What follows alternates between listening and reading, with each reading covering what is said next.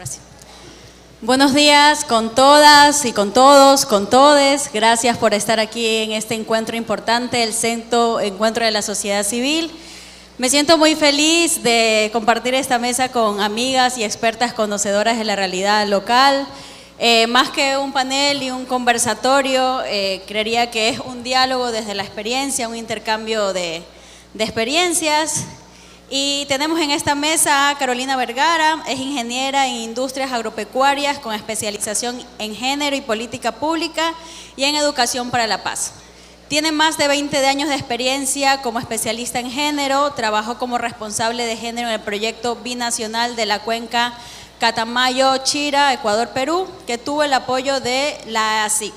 Participó en la conformación de la Plataforma Binacional de Mujeres, se desempeñó como coordinadora intergerencial y de gestión del conocimiento en ONU Mujeres de la región andina. Además, ha sido consultora para Naciones Unidas, CARE, GWA, Save the Children en materia de derechos humanos y violencia de género en emergencias comunitarias. Actualmente se desempeña en Guayaquil como técnica especialista en paz y seguridad de ONU Mujeres en el proyecto intergerencial Construimos Paz en los temas de prevención de violencia y la incorporación del enfoque de género.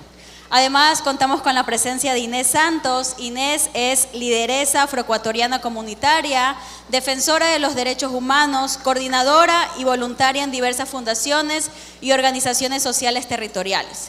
Fundadora de NIA Cali, una organización que nació de la necesidad de brindar apoyo estructurado a la comunidad, acompaña a víctimas de violencia intrafamiliar y de género, logrando que se dicten sentencias ejemplares contra los agresores. También es gestora cultural y activista comunitaria, promoviendo el emprendimiento femenino y la inserción de niños, niñas y adolescentes nacionales y migrantes en el sistema educativo. También nos acompaña Johanna Chévez, es educadora popular, feminista, defensora de derechos humanos y de la naturaleza, coordinadora de procesos formativos y metodológicos en la iniciativa de Juventudes Batucada Popular, es coordinadora de proyectos de juventudes en la Fundación Mincaini, educadora en la iniciativa Juventudes y Tambores del proyecto Tejiendo Esperanza junto al Comité de Derechos Humanos. Es parte de la coordinadora Organizaciones Sociales del Guayas y del movimiento feminista de mujeres diversas y disidencias en resistencias de Guayaquil. Es ex coordinadora de proyectos de economía popular y solidaria para integración económico-social de mujeres sobrevivientes de violencia de género y personas en movilidad humana de la Fundación Terra Nueva. Ex coordinadora de pedagogía en la región sur de la Asociación Fe y Alegría, la segunda red educativa más grande del país. También fue directora de la unidad educativa Estero Salado de Fe y Alegría, educadora en la unidad educativa Aula y Vida durante 15 años en el Guasmo Sur. También contamos, se bloqueó, con la presencia de Berenice Cordero, quien fue ex ministra de Inclusión Económica y Social, con una amplia experiencia en procesos de desarrollo social en entidades gubernamentales de cooperación y ONGs ecuatorianos. Proponente de cambios para el fortalecimiento del marco legal de protección a niñas y adolescentes y actualmente es consultora internacional. En este panel que se titula Desafío frente a la violencia, cada panelista va a tener 10 minutos para abordar el tema que le corresponde. Yo quisiera que empecemos con Carolina. Sabemos que desde el proyecto de ONU Construimos Paz se ha estado generando un sinnúmero de investigaciones y producción del conocimiento para lograr entender de mejor forma qué ha pasado con nuestro país, qué ha pasado frente al contexto de violencia, pero hay sobre todo una población mayormente vulnerable que son las niñas y mujeres. Carolina, cuéntanos por favor, en este estudio cuantitativo que han hecho, ¿cuál es el impacto que tiene el crimen organizado en mujeres, niñas y adolescentes? Bien, buenos días con todos y todas, muchas gracias por la invitación a participar.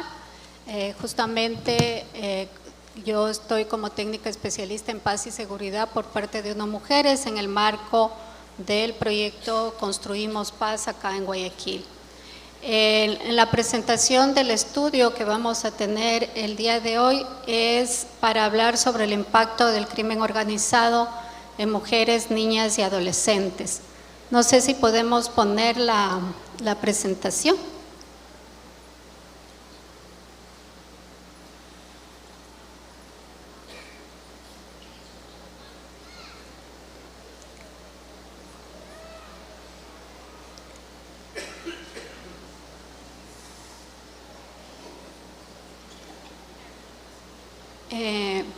Bueno, mientras se pone la presentación, les quiero comentar que este es un estudio exploratorio y cualitativo que aborde el impacto del crimen organizado en mujeres, niñas y adolescentes, y que hemos visto que existe realmente muy poca información y estudios al respecto, y que se han utilizado estudios regionales que se realizaron en el marco de la iniciativa Spotlight, del que forma parte también ONU Mujeres, especialmente en Centroamérica, y se consideró algunos estudios nacionales. Dado que se ha incrementado las muertes violentas de mujeres, se analizaron 15 sentencias de un total de 134 casos de muertes violentas de mujeres, seleccionadas mediante una muestra aleatoria estratificada entre 2020 y 2023, con el objetivo de establecer si estas sentencias nos daban pistas sobre el rol de las mujeres en estos escenarios. Además, se realizaron entrevistas con actores claves de Pichincha, Guayas y Manabí, lideresas barriales, representantes institucionales, locales y del sistema de justicia. Dentro del estudio se define el crimen organizado como actividades delictivas estructuradas y sostenidas por grupos de personas con el fin de obtener beneficios económicos y materiales, en el marco de lo que dice la Convención de las Naciones Unidas contra la Delincuencia Organizada Transnacional y la del Código Orgánico Integral Penal del Ecuador. Las características del crimen organizado tienen que ver en que están estructurados y operan de forma planificada y organizada, lo que los distingue de actos criminales esporádicos o individuales. También estos grupos no solo operan de forma momentánea, sino que persisten o actúan repetidamente, manteniendo su organización a largo plazo. Tienen un objetivo económico que es principalmente obtener ganancias financieras u otros beneficios materiales. Tienen complicidad con elementos estatales. En muchos casos el crimen organizado se vincula con elementos del Estado, especialmente en contextos donde el control estatal es débil, facilitando su accionar a través de acuerdos o protección de funcionarios. Las actividades comunes del crimen organizado suelen enfocarse en provisión de servicios ilícitos, que incluye tráfico de drogas, prostitución forzada, entre otros, provisión de bienes ilícitos, comercio ilegal de armas, tráfico de especies, infiltración en negocios locales o de gobiernos. Buscan influenciar o aprovecharse de instituciones legítimas para fortalecer sus actividades o eludir la ley. La relación entre crimen organizado y Estado, especialmente en países con crisis institucionales o alta corrupción, permite que estos grupos prosperen mediante redes de protección y alianzas con funcionarios. Cuando hablamos estamos también mirando en el estudio los patrones de victimización. No sé si puedo pasarles la presentación, porque sí es importante que puedan ver los datos.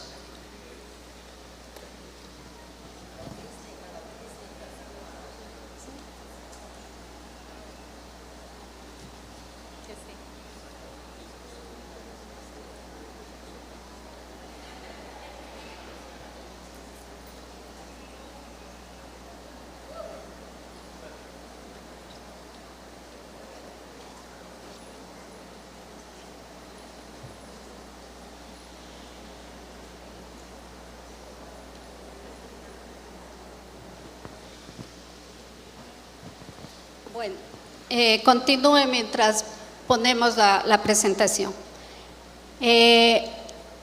Podemos ver que la interacción entre género y el crimen organizado genera violencias que afectan desproporcionadamente a mujeres y niñas y adolescentes en contextos de crisis estatal y económica. La violencia contra las mujeres es instrumentalizada, marcando territorios de control patriarcal y usando el femicidio como una manifestación de poder impersonal. Según el informe Sporlat, factores de riesgo multidimensionales como individual, interpersonal, comunitario y social aumentan la vulnerabilidad de las mujeres ante el crimen organizado, considerando aspectos como la pobreza, marginalización y normas culturales discriminatorias. La participación de las mujeres en el crimen organizado se caracteriza principalmente por roles subordinados y peligrosos y en raras ocasiones pueden alcanzar posiciones de liderazgo. Sin embargo, esta participación las expone a múltiples violencias, incluidas represalias, amenazas y explotación. Deme un segundito, por favor.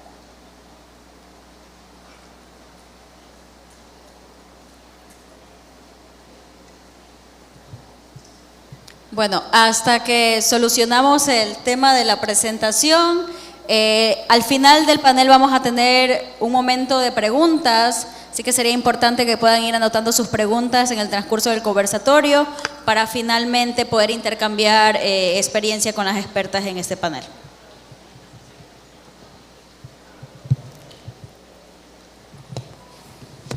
Aunque el crimen organizado se percibe como un espacio exclusivamente masculino, algunas mujeres deciden ingresar a estas estructuras por razones familiares, sentimentales o económicas, y también en comunidades marginalizadas estamos viendo que hay una presencia de niños y adolescentes que están enfrentando el reclutamiento por grupos criminales. También estamos viendo que algunas manifestaciones de ingreso a estos grupos tienen que ver con la trata de personas, especialmente con fines de explotación sexual, y es una de las actividades ilícitas más lucrativas a nivel mundial y las principales víctimas son mujeres, niñas y adolescentes. También hay una captación y violencia contra adolescentes y mujeres jóvenes. Los adolescentes, particularmente varones, enfrentan altos niveles de violencia y la pobreza y la falta de opciones de vida elevan su riesgo de victimización, lo que se expresa en fenómenos como el juvenicidio y el femicidio. También vemos que la violencia y el control ejercidos por el crimen organizado generan temor en las comunidades, forzando a muchos, especialmente a mujeres y jóvenes, a migrar para evitar la captación y el riesgo de violencia, que eso vemos que está ocurriendo actualmente. En el contexto del crimen organizado, tanto hombres como mujeres sufren violencias marcadas por patrones de género. Sin embargo, en América Latina hay un factor clave que son las altas tasas de homicidios, incluyendo un aumento en las muertes violentas de mujeres, niñas y adolescentes en los últimos años. Según Segato, los agresores actúan en colectivo, a menudo formando corporaciones o grupos paralelos que ejercen poder en comunidades y operan de manera estructurada similar a un Estado. Están enviando un mensaje de control y dominación hacia el grupo al que representan y no solo al individuo atacado a través de la violencia sexual o la muerte de las mujeres, niñas o adolescentes. La fragilidad del Estado, caracterizado por la falta de políticas de seguridad y debilidad judicial, ha facilitado el avance del crimen organizado en el Ecuador y según el Índice Global de Crimen Organizado 2023 se ha convertido en uno de los países con menor resiliencia frente a esta problemática. Si podemos darle a la siguiente diapositiva. Podemos ver también que en el Ecuador el aumento de las muertes violentas de mujeres se caracteriza por extrema crueldad y a menudo se llevan a cabo en el espacio público, especialmente con armas de fuego que reflejan el control y la dominación patriarcal. Las víctimas suelen ser mujeres jóvenes relacionadas con miembros de bandas criminales. La falta de investigación profunda sobre estas muertes refuerza la invisibilidad de las mujeres afectadas por el crimen organizado, quien a menudo son percibidas como desechables en el sistema judicial, es decir, que no se le da la debida importancia a la investigación de qué es lo que ha pasado con estas mujeres, ¿no? Si podemos darle a la otra diapositiva. Podemos observar que ha existido un alarmante aumento de las muertes de mujeres, por ejemplo, en lo que tiene que ver con la información producida por el Estado. Las muertes violentas, que incluyen femicidios, sicariatos, asesinatos, homicidios, pasaron de 165 en 2020 a 595 en 2023 y a fines de julio del 2024 se registran 257 muertes violentas. Y las víctimas son mujeres principalmente jóvenes, probablemente hijas, parejas o exparejas o novias de hombres con armas que pertenecen a bandas delincuenciales. La siguiente, por favor. También podemos ver que se puede evidenciar un carácter impersonal de estos femicidios, dado que se relaciona con la utilización de armas de fuego en el 65% de los casos, práctica que implica planificación para dar muerte a estas mujeres que se vincula al crimen organizado. Los femicidios íntimos, aquellos perpetrados por parejas o exparejas, suelen estar asociados a métodos como el uso de armas blancas y el ahorcamiento. Esto se debe a la naturaleza cercana e interpersonal del crimen, donde el agresor mantiene un contacto directo con la víctima. La información de muertes violentas de mujeres evidencia un aumento sostenido en la utilización de armas de fuego que pasó de 20.35% en 2015 al 78% en 2023. O sea, ha habido un incremento bastante alto. Siguiente, por favor. Siguiente. La otra. En los entornos criminales, la apropiación del cuerpo femenino se convierte en una especie de espectáculo público, muchas veces llevado a cabo por un depredador contra las mujeres, y lo que se pretende es dar un mensaje. Así, las violencias contra los cuerpos de las mujeres se transforman en una forma de mostrar el poder destructivo de quien las comete, y son una manera de controlar tanto a la víctima como al grupo al que pertenece, la familia, grupo étnico, bando, profesión, comunidad o entre otras. Los datos oficiales sobre muertes violentas de mujeres confirman un cambio en la dinámica. A partir del 2020 se registra un aumento de los asesinatos en la vía pública y una disminución de los que ocurren en el hogar. También se ve que ha habido un incremento bastante alto, sobre todo de los delitos sexuales contra niños y adolescentes jóvenes entre 2015 y 2024. Y principalmente los porcentajes más altos se dan en lo que tiene que ver con el abuso sexual, que es el 46.4%.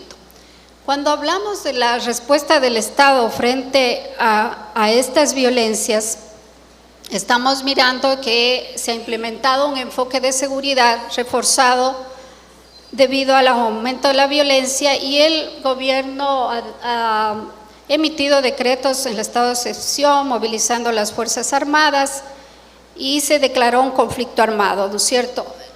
También en el referéndum del 2024, la ciudadanía aprobó la mayoría de las preguntas relacionadas con la seguridad nacional, donde se da un importante rol a lo que es las Fuerzas Armadas. Sin embargo, las medidas reflejan un esfuerzo estatal por enfrentar la violencia con un papel central de las Fuerzas Armadas en el país, y hemos podido ver que la inseguridad ha afectado principalmente la prestación de servicios de prevención y protección a las víctimas de violencia, la falta de presencia estatal en algunas zonas vulnerables como ciertas comunidades de Guayaquil, donde ni la policía ni las Fuerzas Armadas pueden ingresar, y permite que el crimen organizado prospere y obstaculice la protección de personas. Esto plantea serios desafíos para las instituciones que dan servicios de apoyo, ya que limita el acceso y ayuda y reduce la respuesta institucional a las mujeres. Organizaciones que apoyan a estas víctimas también corren bastantes riesgos, pues se han visto bastante limitadas de poderles apoyar. Siguiente, por favor.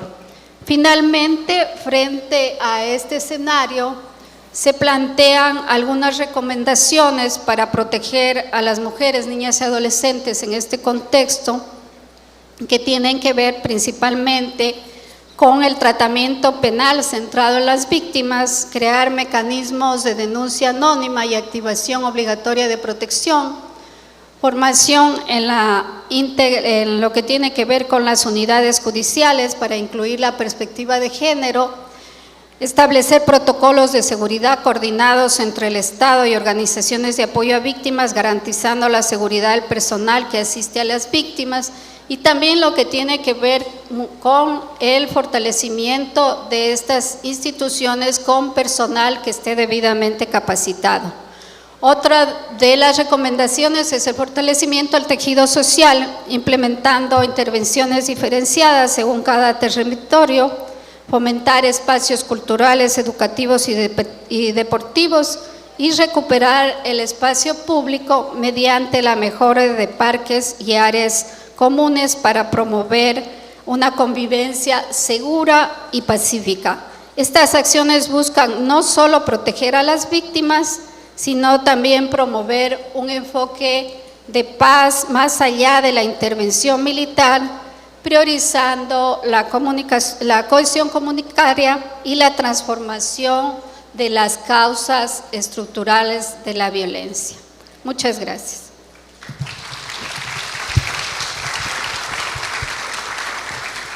Muchas gracias, Carolina, por presentar este importante estudio que nos deja cifras alarmantes sobre el impacto del crimen organizado en mujeres, niñas y adolescentes, pero que sobre todo nos deja dos recomendaciones urgentes y necesarias. Un tratamiento penal centrado en la víctima y el fortalecimiento del tejido social comunitario. Y partiendo de esta idea de fortalecer el tejido social comunitario, y pensando también a líderes y lideresas comunitarios como un actor clave frente a los desafíos que nos ha presentado la violencia en Ecuador, quiero darle la palabra a Inés Santos con su tema Liderazgo Comunitario con enfoque integral frente a la situación de violencia. Inés, tienes 10 minutos. Hola, buenos días. Soy Inés Santos. Para mí es un honor encontrarme como panelista del 6º encuentro de la sociedad civil.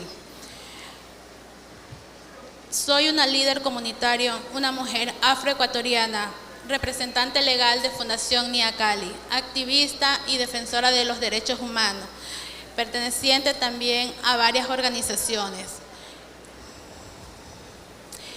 El enfoque integral frente a la situación de violencia abarca muchos temas, y sobre todo viniendo desde nosotras como mujeres lideresas que estamos viviendo la realidad en la comunidad. porque pueden haber muchos diagnósticos, pero nada mejor que ser transmitido por alguien que está en el territorio haciendo un trabajo que le corresponde a las autoridades estatales, que nos han dejado en un abandono absoluto, y teniendo que tomar nosotras, las mujeres de los territorios, ese rol que no nos compete, porque no a más de asumir nuestros roles como mujeres y madres, cabezas de hogar, ahora nos toca asumir un rol que hay autoridades que están recibiendo un sueldo, pero que están solo en un escritorio.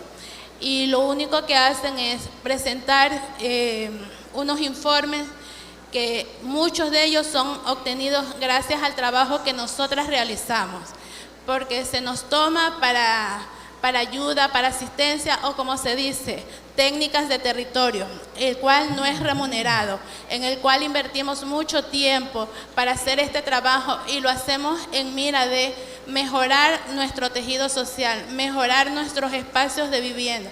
Por eso nosotros asumimos ese trabajo, pero sí exigimos que las autoridades que nos utilizan también hagan visible que ese trabajo que ellos presentan es obtenido gracias a nuestro trabajo, a nuestras horas dedicadas, que a muchas nos puede generar inconvenientes en nuestros hogares por dedicar todo este tiempo, pero aún así lo realizamos. Fundación Nia Cali inicia en el 2020, pero yo tengo una trayectoria desde el 2015, cuando tuve una situación de violencia en mi hogar, con mi única hija. Al no tener conocimientos, fui víctima o fui partícipe de una situación, pero por no tener esta preparación, mi caso quedó en la impunidad, porque el agresor era sobrino de un juez, en el cual tuve que vender todo lo que tenía y no logré la justicia. Esto me lleva a tomar y asumir este rol de defensora, porque si ya no lo pude hacer en mi caso, no iba a permitir que siga sucediendo en mi comunidad. Desde ahí comienzo a tomar formación en las escuelas ciudadanías, y esto me lleva en el tiempo de la pandemia, cuando la situación se complicó más, que nosotras agruparnos, un grupo de mujeres, porque habían muchas violencias desde los hogares con los niños que trabajábamos.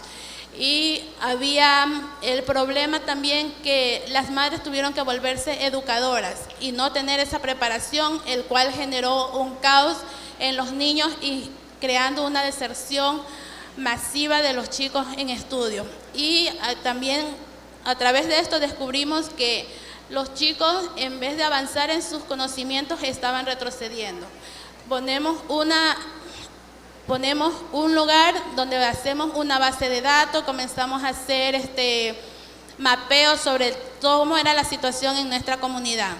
Desde ahí entonces comenzamos a convertirnos en un centro de acopio, el cual llevó a que nosotros comenzáramos a distribuir comidas en toda la comunidad, siendo apoyadas por los tricicleros, por las personas que tenían coches, tricimotos para distribuir, y desde esa manera nosotros iniciamos a formar o dar capacitaciones en lo que es pedagogía, porque chicos de 12, 13 años que estaban ya cursando el colegio tenían muchos problemas para leer y escribir. Nosotros abordamos diferentes dimensiones de violencia, efectuando y viendo, visibilizando que el mayor problema provee desde las familias, y desde ahí se va generando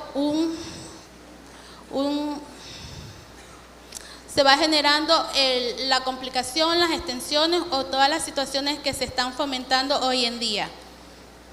Nosotros hacemos un trabajo de autogestión, con esfuerzo, con apoyos de aliados estratégicos. Sin embargo, nuestra labor no está exenta de desafíos, pues enfrentamos riesgos personales y enfrentamos también los contextos de la inseguridad que se está viviendo cada día más creciente en nuestros territorios.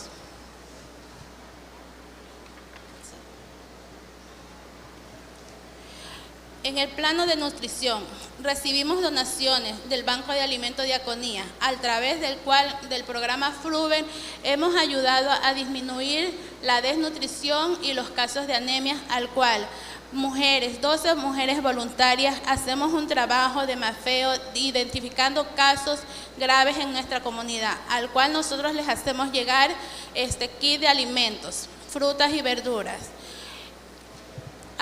Y también nosotros logramos que estas familias vulnerables controlar cómo van cambiando su situación a través de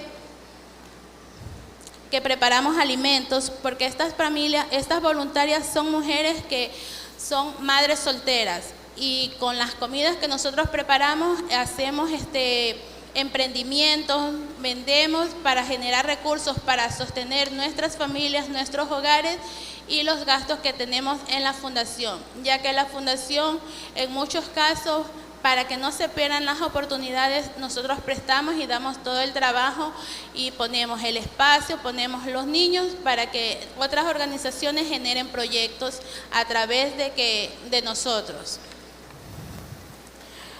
También preparamos alimentos, refrigerios y almuerzos para las niñas, niños, jóvenes, adultos que asisten a los diferentes talleres que realizamos en coordinación con CDH, con CEPAN, con DIA, con Open. Estamos haciendo que hayan formaciones y capacitaciones constantemente. Contamos con una iniciativa también de canastas comunitarias. Las canastas comunitarias han ayudado mucho a muchas de nuestras mujeres.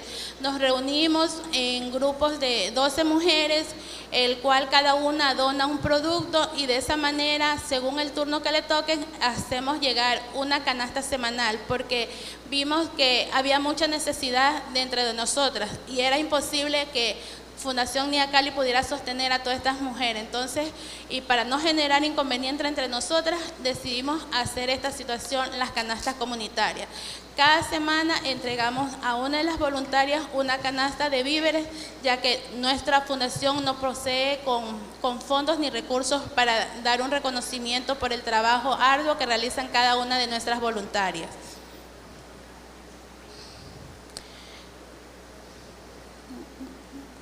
También generamos ventas de tortillas, arroz con leche, porque nuestras voluntarias han hecho capacitaciones en diferentes talleres, y de esos cuales nos ayuda a fomentar y fortalecer nuestro espacio de área de comida, porque muchos de nuestros chicos que asisten a las actividades que realizamos, sus padres trabajan, y ellos llegar a sus casas y no encontrar alimento, cuando llegan a los talleres y capacitaciones, es duro para nosotros tenerlo 2 horas en un espacio, solo escuchar, aprendiendo, claro, sí, pero con el estómago vacío. Entonces nosotros preparamos esos alimentos para que ellos puedan tener esos ánimos y esas fuerzas para seguir adelante. Y también generamos combos de frutas y verduras, los cuales, mediante el mapeo que hemos realizado, las voluntarias lo que hacen es distribuirlos a casos extremos que encontramos.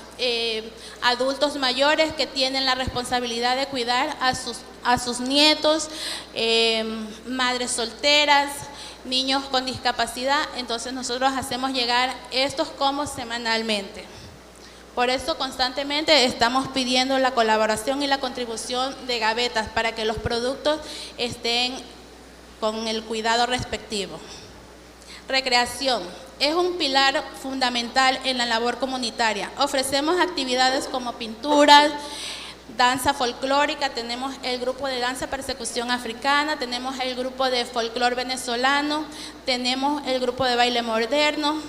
Tenemos los espacios, o llevamos a los chicos a espacios como a la Universidad de las Artes, a la Casa de Títeres, a parques, porque el entorno está tan complicado, tan negativo en muchos espacios, pero nosotros buscamos ese espacio donde los chicos puedan tener una distracción, donde puedan compartir y puedan interactuar con chicos de otros espacios.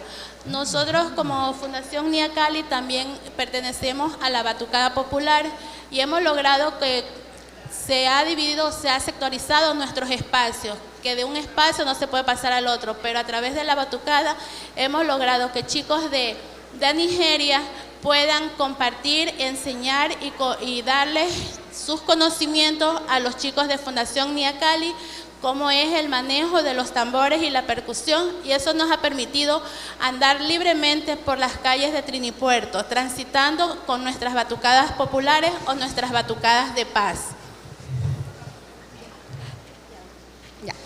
En educación hemos también trabajado mucho con lo que es el refuerzo escolar, y nuestras voluntarias se han preparado porque sabemos que los procesos o los proyectos no son eternos, y desde esa manera nosotros poder sostener en el momento que los proyectos se terminen, poder nosotros seguir trabajando en lo que es matemáticas, lenguajes y hacer los seguimientos escolares dentro de sus unidades educativas para mejorar el desempeño académico.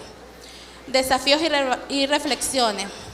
Trabajar desde la comunidad implica enfrentar muchos retos, muchos desafíos, que muchos líderes tenemos que vernos expuestos a muchas situaciones, recopilar mucha información, que gestionan y llevan mucho tiempo y trabajo, que no es reconocido, que no es difundido, pero nosotros, las mujeres líderes, realizamos un trabajo arduo en todas nuestras comunidades y sobre todo generamos grupos de apoyo entre nosotras, mujeres líderes, hombres líderes de distintas comunidades, para a través de esa red poder fomentar, apoyarnos, acompañarnos.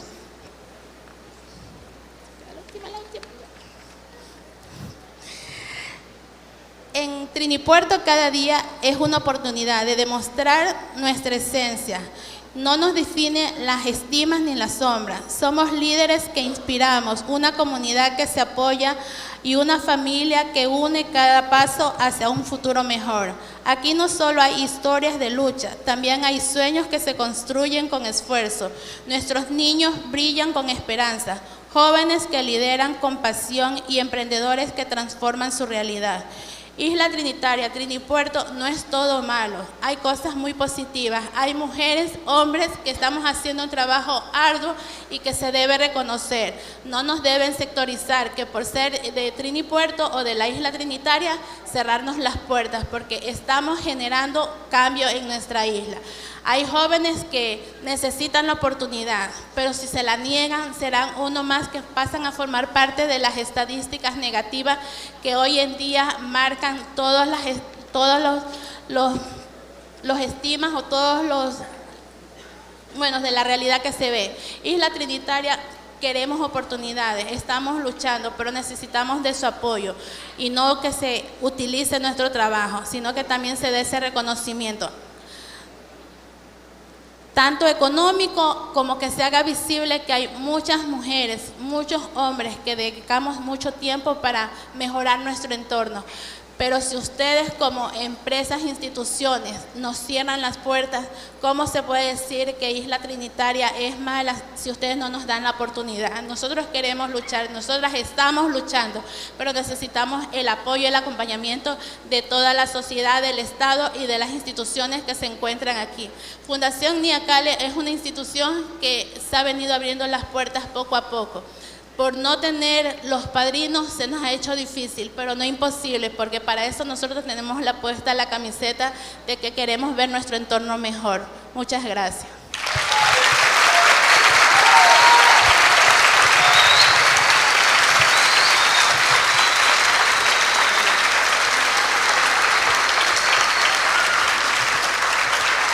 Muchísimas gracias, Inés.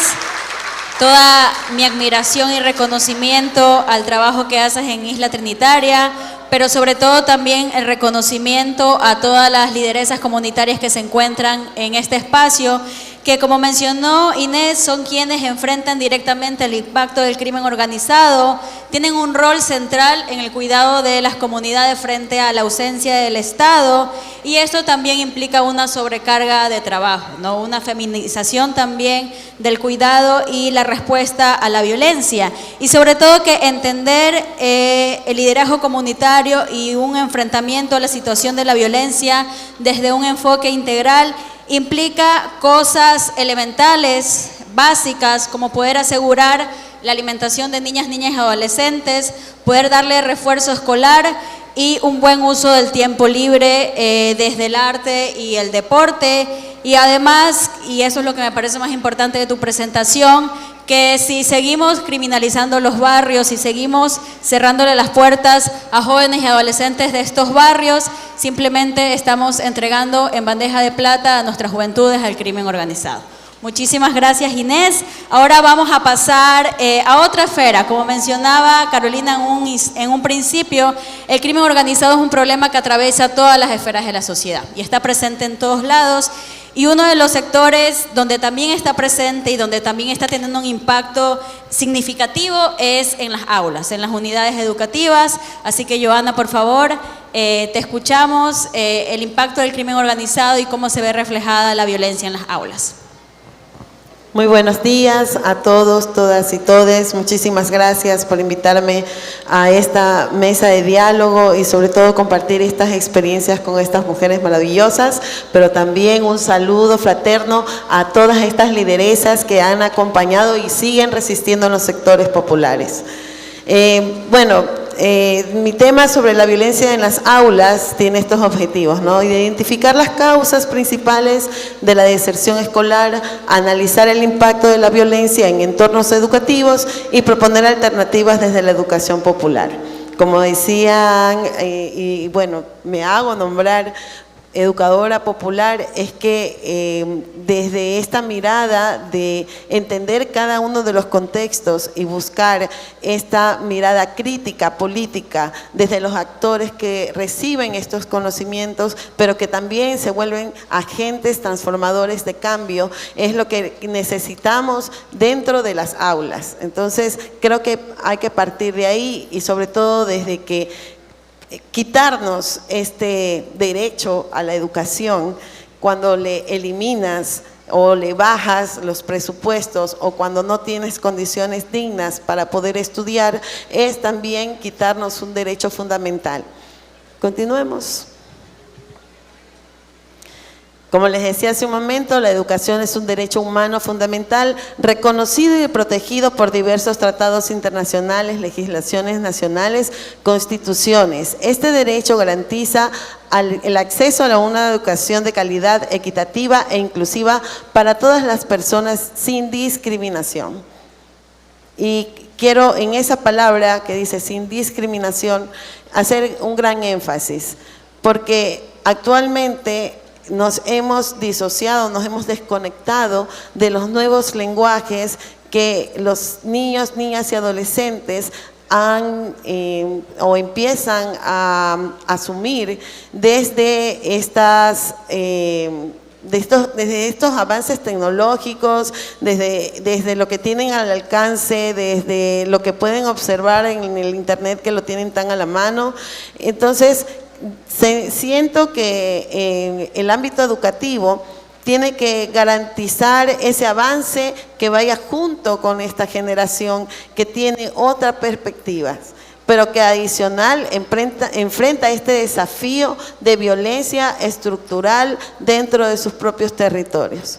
Por favor, avance.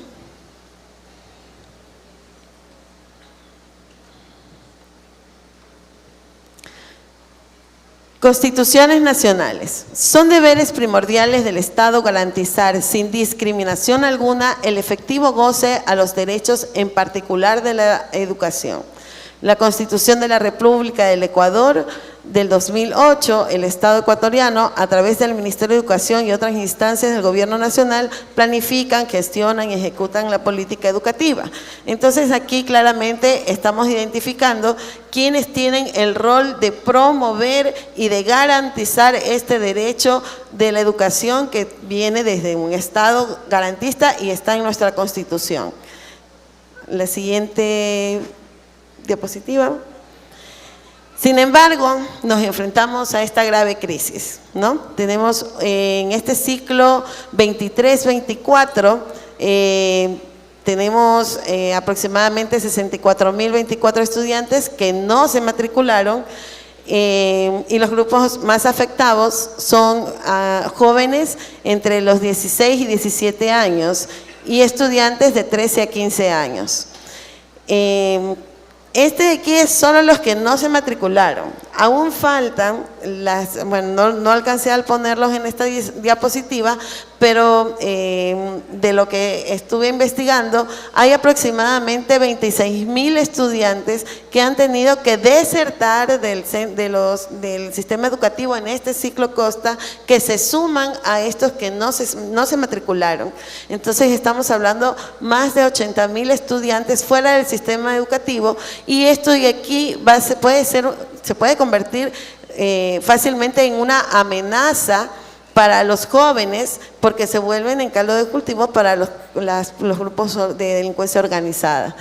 Y ahí pregunto, ¿no? ¿Dónde están estos niños, niñas y jóvenes que hace el Estado frente a la deserción escolar masiva?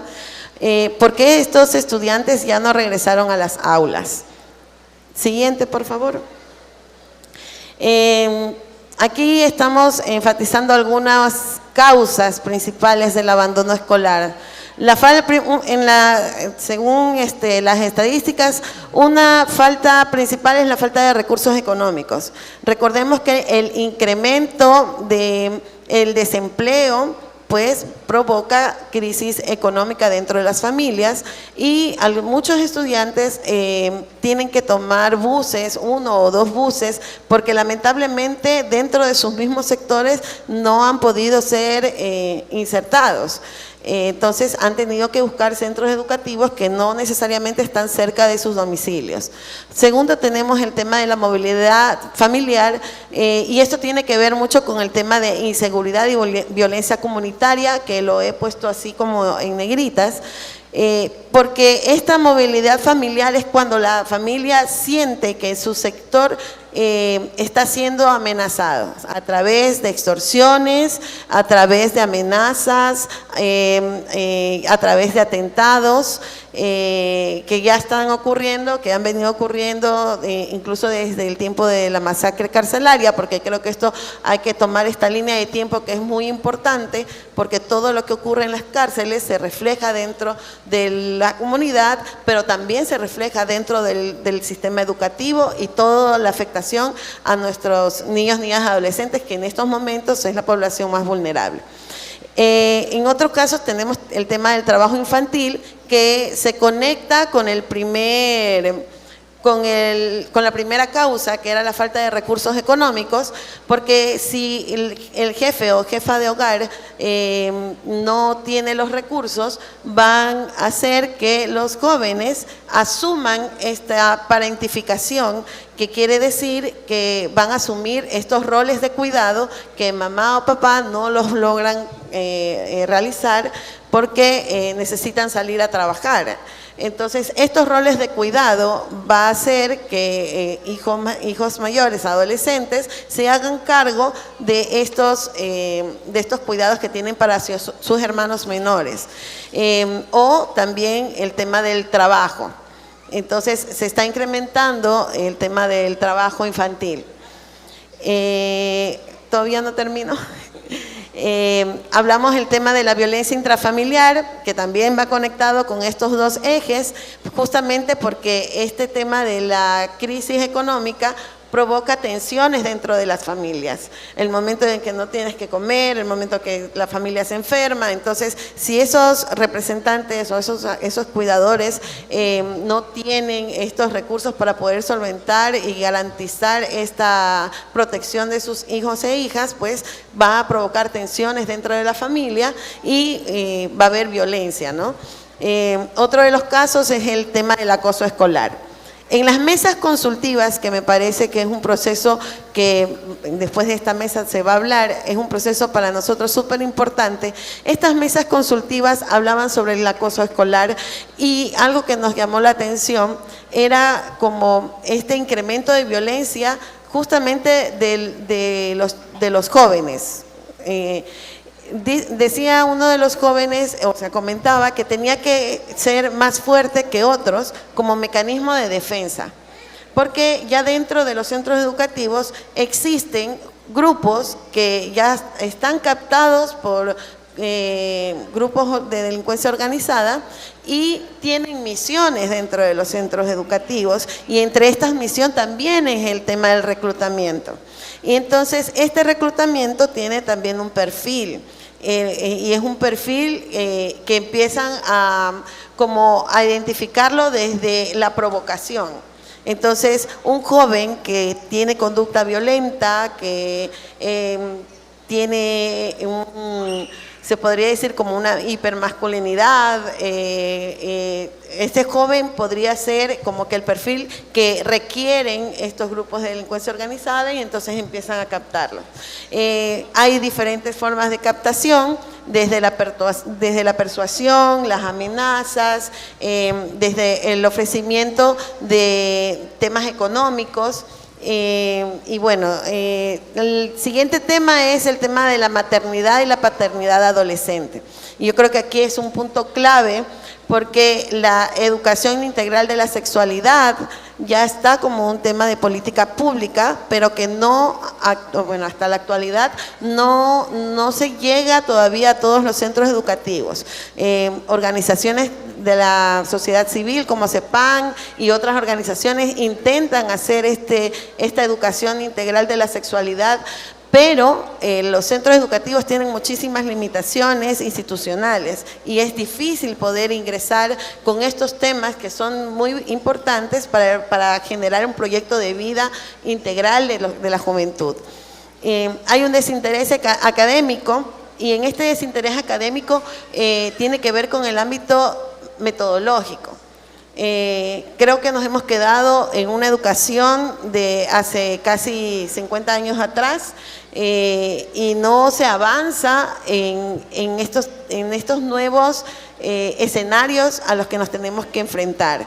Sí hace falta muchísima más conexión en torno a la motivación que podría representar un docente hacia un estudiante, pero adicional a esto se le suma este tema de la violencia física, psicológica, sexual por parte de docentes, personal o autoridades de centros educativos que se ha identificado, pero que quedan en la impunidad. Entonces, ante estos casos que no se denuncian, pues los adolescentes lo que hacen es retirarse de los centros educativos, porque sienten que el centro educativo deja de ser un espacio seguro. Siguiente. Siguiente. El Código de la Niñez y la Docencia, en el artículo 76, dice: protege a niños, niñas y adolescentes de cualquier forma de violencia en entornos educativos. Y el artículo 78 obliga a las instituciones educativas a garantizar ambientes libres de violencia y de mecanismos de denuncia efectivos. En la Constitución, el artículo 46 establece el derecho a la integridad física, psicológica, sexual de los niños, niñas y adolescentes en todos los espacios, incluidos educativos. Y teniendo este Código de la Niñez, hay que repensarnos sobre lo que son los códigos de convivencia, porque hay que tener súper claro que los centros educativos elaboran un código de convivencia que tiene que ver con este código de convivencia tiene que ver de cómo vamos a tener estas relaciones dentro de la comunidad educativa. Sin embargo, nos enfrentamos a algunos tipos de violencia adicionales a los que ya les mencioné hace un momento, y a esto también se le suma la violencia de género y la violencia estética hacia los mismos estudiantes. Entonces, en torno a todo este tema sistemático, hay que tomar medidas que primero nos llamen a la reflexión, y que nos llamen a una reflexión interinstitucional, y que esta reflexión interinstitucional nos lleve a tomar unas medidas efectivas que tengan que ver más desde el desarrollo de habilidades en los jóvenes, en el liderazgo, en la comunicación con su comunidad, en el que estén presentes dentro de sus comunidades, pero también que se ubiquen en qué rol como jóvenes, cómo me vuelvo un agente transformador para seguir fomentando la cultura de paz. Gracias. Muchas gracias, Joana, por tu presentación. quien nos dice que en el contexto actual donde se ha priorizado el presupuesto para el enfrentamiento de la crisis de seguridad con un enfoque extremadamente securitista, que no responde a las causas reales del problema y que tampoco responde de manera integral, se recorta el presupuesto para la educación, teniendo una deserción escolar alarmante con un grupo más afectado entre los 16 y los 17 años. Una de estas causas es la falta de recursos económicos, la violencia y la inseguridad como eje central, la ausencia de educación integral en la sexualidad que lleva a maternidades y paternidades no planificadas, la falta de respuesta frente a las denuncias de violencias, entre otras situaciones que hacen que la violencia también ponga en crisis al sistema educativo.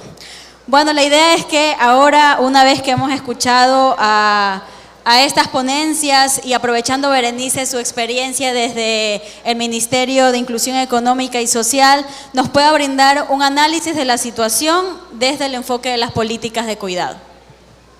Muchas gracias, muy buenos días. También ya me modernicé, ya no hago presentaciones sino desde el celular, es un esfuerzo en el marco de la tercera edad.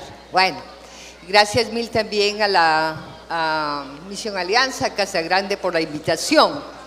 Quiero hablar de un tema que está, digamos, el que me pidieron, pero también que está circulando, ¿no?, en las distintas intervenciones valiosísimas de ustedes ahora en la mañana, y también de la compañera que nos habló desde Chile, que finalmente tiene que ver con el cuidado, que es lo que tú hablaste mucho del cuidado, la inseguridad tiene que ver con el cuidado. Tú hiciste referencia a las relaciones del cuidado y el entorno educativo y también de la familia, etcétera, ¿no?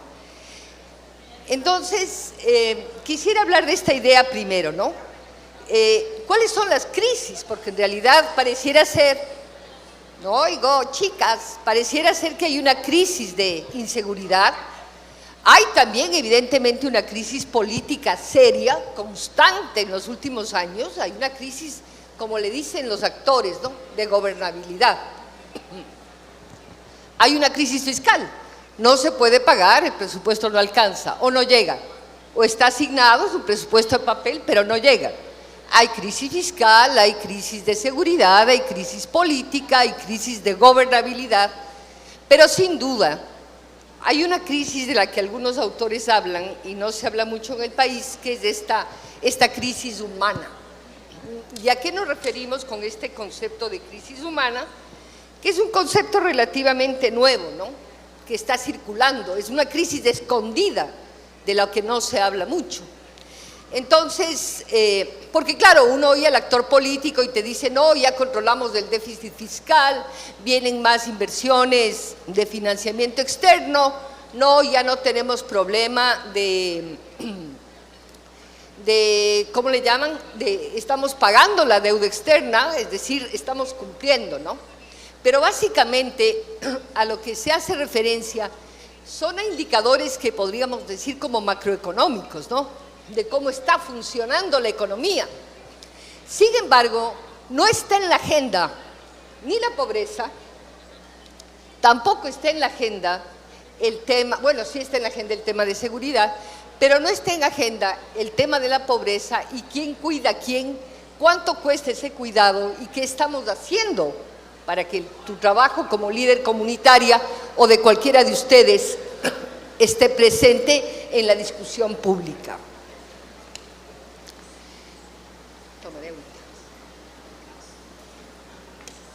Entonces, ¿a qué nos referimos con esta crisis humana?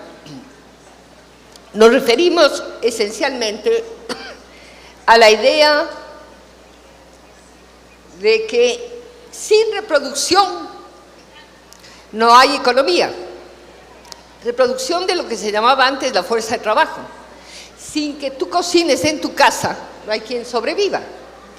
Si tú no cuidas a los niños pequeños, a los adultos mayores, a las personas con discapacidad, no funciona la economía. Si no lavamos la ropa, no funciona la economía. Es decir, hay una crisis en relación a la reproducción social. Eso es un concepto importante. El otro es que todo esto, tanto lo que produce la economía como la reproducción, tiene que ver con el sistema económico. Y de eso no, ya me atoré de gritar. Espera.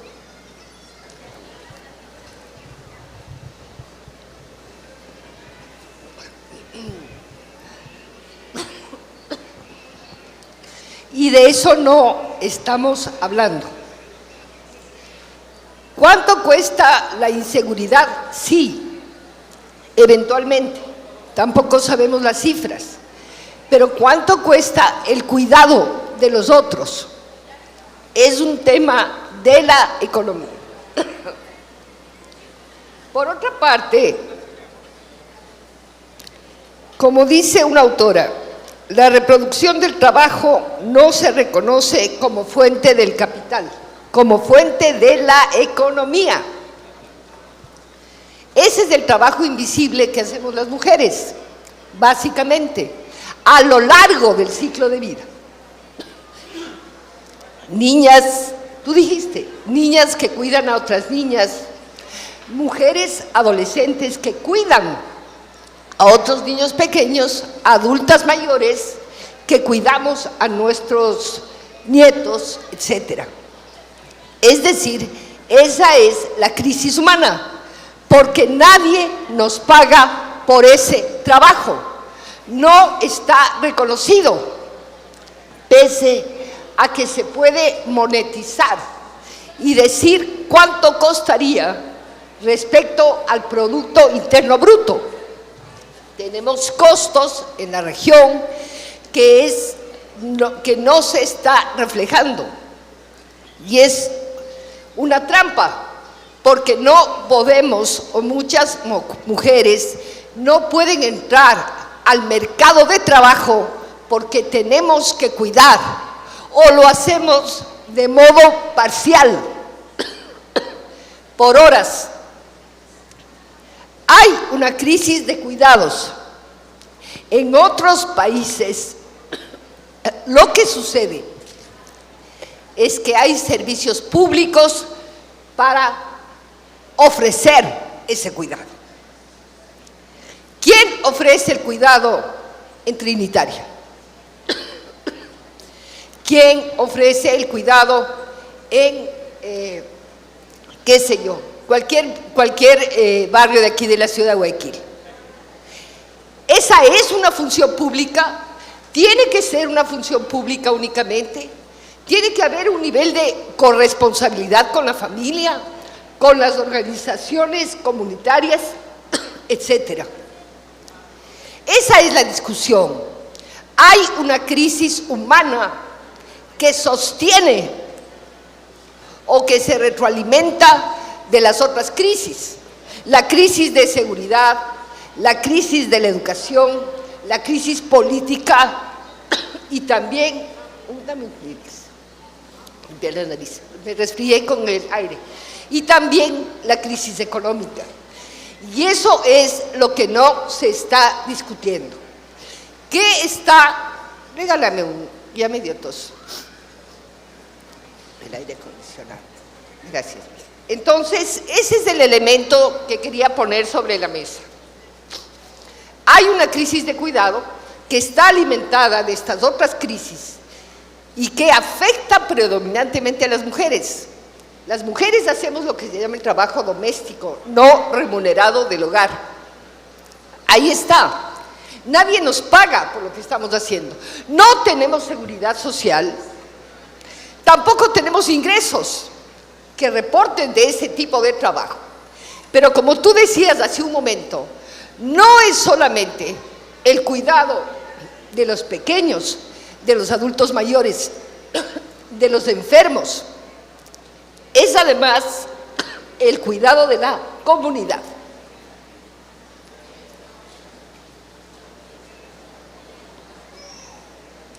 Eso trae una enorme carga mental para las mujeres, presión social, económica, psicológica, porque el no mejoramiento de los ingresos de las familias implica también encontrar dinero para mantener a la familia. Entonces no es una jornada, son 2, 3 y 4 jornadas de trabajo. Esa es la crisis de los cuidados que está detrás de esto. Y afecta predominantemente a las mujeres, porque a las mujeres se nos disciplina. Hay disciplinamiento, una sociedad violenta. La compañera ya habló del tema del femicidio, pero es una sociedad que disciplina a las mujeres para mantenernos en el marco de la esfera del cuidado. Entonces, me decían caracterizar el cuidado en el Ecuador, y con esto termino. En el caso del Ecuador, el cuidado más bien ha estado relacionado con la idea de cuidar a quienes tienen dependencia, cuidados a los más pequeños, a los adultos mayores y también cuidar a las personas con discapacidad. Ese es un concepto. Este país ha trabajado bajo un esquema, el cuidado. Hay educadoras, ustedes saben, algunas de ustedes aquí han sido educadoras, trabajando en desarrollo infantil, en discapacidades, etcétera. Pero esencialmente ha trabajado bajo un modelo mixto, como en otros países, Argentina, Chile, por ejemplo, en los cuales el Estado hace convenios de cooperación con las organizaciones no gubernamentales. Sin embargo, detrás de eso también hay un supuesto, que se utiliza y se sigue utilizando el trabajo reproductivo de las mujeres, ¿no?, en este tipo de modelos que son precarios. ¿Por qué? Una época no tenían seguridad social las educadoras, tenían bajos salarios y todavía se sigue discutiendo si es que el cuidado de los niños pequeños o de una persona con discapacidad equivale al cuidado o el proceso educativo de aula. ¿Sí? Ese es un tema central. Los salarios no son justos respecto a las personas que cuidan. Y además ahora con una crisis presupuestaria enorme de que no trasladan los recursos. Ese cuidado al que nos estamos refiriendo, ya termino, ese cuidado cuesta aproximadamente 400 millones al año, que son siempre una variable de ajuste. No hay dinero para comprar chalecos para la policía, le quitamos al MIES, que es el que hace, ¿no? Pero no hay ley para, digamos, le quitamos al MIES. Es una variable fiscal. ¿Por qué? Porque los niños no votan, las educadoras no tienen espacio político de representación como la UNE, etcétera, etcétera. Entonces, el cuidado en este país es básicamente bajo un concepto de cuidado de dependencia. No va más allá, no se reconoce el trabajo comunitario. En otras estructuras, el caso de Chile, por ejemplo, para cuidar a los más pequeños, el personal del municipio está capacitado, está habilitado, ¿no es cierto? Es una función pública. En este caso, este modelo de welfare mixto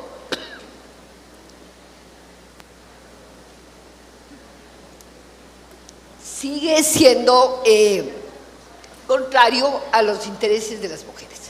Habría que discutir además hasta dónde esta política de cuidado, siendo que tiene que ver con la desigualdad de género, hasta dónde se relaciona con eso. No trabaja la violencia de forma articulada, no trabaja tampoco elementos claves como la protección social o las transferencias monetarias. Todavía la relación es escasa, no está articulado esencialmente. ¿Hasta dónde levanta un modelo de intersectorialidad del cuidado? ¿Y desde dónde se produce el cuidado? ¿Se produce una demanda social de cuidado en el país? No todavía. Y eso tiene mucho que ver con el hecho de que la voz y la violencia contra las mujeres y las niñas todavía tiene una reacción cultural adversa. No tienen los actores políticos y sociales capacidad de acoger todavía pese a las luchas eternas de las mujeres en este país, no tiene capacidad de tener un discurso y un quehacer público, una idea final. 20 millones de dólares tiene este Ministerio de la Mujer para operar cada año y pagamos 4.000 millones del peso de la deuda externa en el Ecuador. Solo del servicio, me refiero a los intereses, deuda interna y externa. Y creo que con esto concluyo. Hay un problema de articulación, hay un problema político detrás de esto, porque el sistema económico en el cual vivimos no reconoce que es parte del problema que ellos generan. ¿Por qué alguien se beneficia de los costos del cuidado? Obviamente, alguien se beneficia. La estructura económica, política y social del país se beneficia de esos cuidados que no provee, que financia precariamente en sistemas de gestión que aún así utilizan el trabajo de las mujeres, de manera que no estamos reconociendo ni el aporte en ese sentido. Gracias y disculparán la tos, mucho aire acondicionado.